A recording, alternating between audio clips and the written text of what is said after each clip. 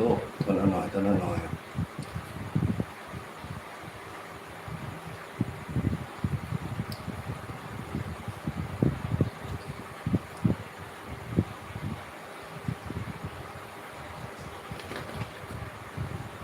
เนี่ยมีสะบัดหัวสะบัดหางอย่าสะบัดลูกเพิ่งจะ9 นาทีเองลูกอีกนานอีกนาน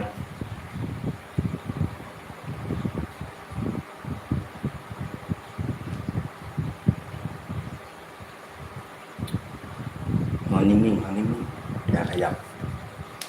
นะบอกให้นอนนิ่งๆหลับตาไปลูกหลับตาไปอย่าสะบัดเดี๋ยวหัวมันกระแทกพื้นลูกนอนไปก่อนนอนไปก่อนนอนไปสักครึ่งชั่วโมงก่อนลูกบอกง่ายอยู่แล้วลูกสาวบอกง่ายบอกง่ายบอกง่ายบอกง่ายจะบอกง่ายบอกง่าย